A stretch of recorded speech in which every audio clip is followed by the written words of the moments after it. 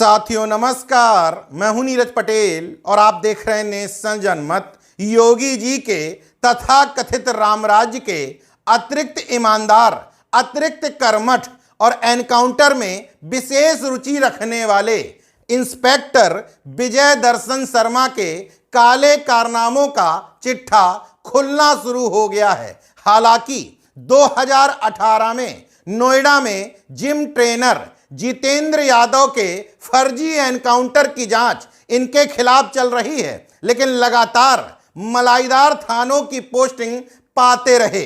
कैसे?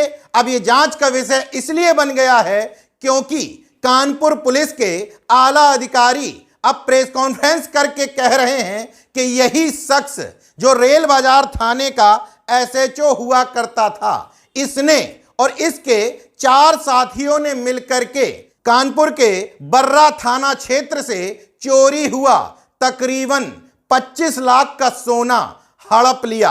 अपने ही एक सराफा कारोबारी के यहां उस चोर से बिकवा दिया और वहां से हड़प करके चोर को ऐसी ही अन्य चोरी करने के लिए छोड़ दिया।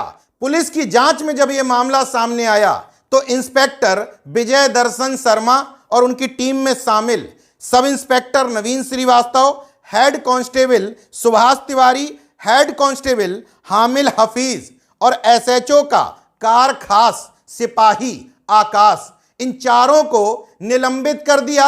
एसएचओ को लंबी छुट्टी पर भेज दिया गया और यह भी कहा गया कि इन चारों के खिलाफ मुकदमा भी दर्ज किया जाएगा।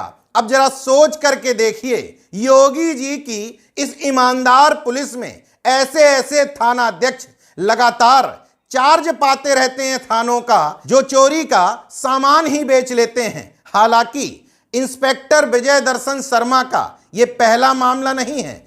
2018 में याद होगा आपको, एक हट्टे कट्टे शरीर वाला जिम ट्रेनर जितेंद्र यादव नोएडा में फर्जी तरीके से पुलिस मुठभेड़ में इन्हीं विजय दर्शन शर्मा ने उसको गोली मारी थी।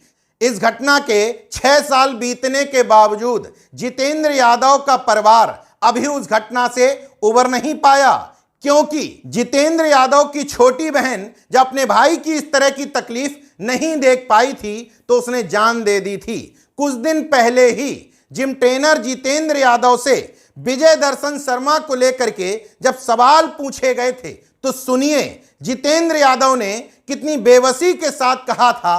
पता नहीं विजय दर्शन शर्मा को मुझसे या यादव समाज से कौन सी जलन थी। कुछ तो सर उसको दारू का नशा था, कुछ वर्दी का नशा था।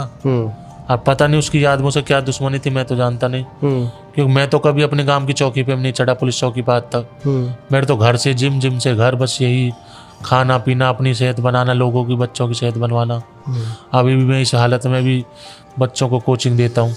इस मामले में विजय दर्शन शर्मा पर 6 साल से केस चल रहा है, लेकिन सरकार जाति और धर्म देख करके किस तरीके से अपने पुलिस कर्मियों को डिफेंड करती है, उसके लिए महज जितेंद्र यादव नहीं बल्कि इसी रेल बाजार थाने का थानाध्यक्ष रहते हुए 15 अप्रैल 2024 को मुतमुन मियां उर्फ राजू मिस्त्री का एनकाउंटर किया था। 9 जून 2024 को इश्तियाक उर्फ त्यागी का एनकाउंटर किया था। इन दोनों एनकाउंटर पर भी सवाल उठे थे।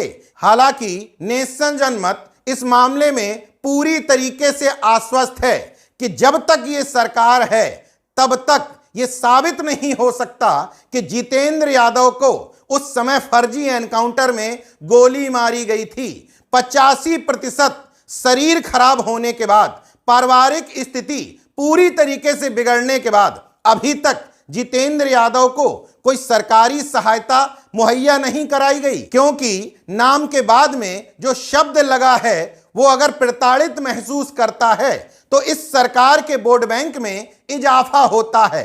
ऐसा योगी जी, उनकी सरकार और पुलिस को नजर आता है। शायद यही वजह है कि जाति धर्म देख करके किसी के पैर में भी गोली मार दो, किसी को भी जान से मार दो, इस पुलिस के लिए यह आम बात हो गई है। बहरहाल विजय दर्शन शर्मा जैसे पुलिस इंस्पेक्टर के अगर पूरे कार्यकाल की जांच कराई जाए तो स्पष्ट हो जाएगा न सिर्फ इनको फर्जी एनकाउंटर में महारत हासिल है, बल्कि चौकी और थानों के इंचार्ज रहते हुए जो करोड़ों की बेनामी संपत्ति बनाई है वो भी खुल करके सामने आ जाएगी। मगर ईमानदारी से सरकार जांच कराना चाहे तब ना।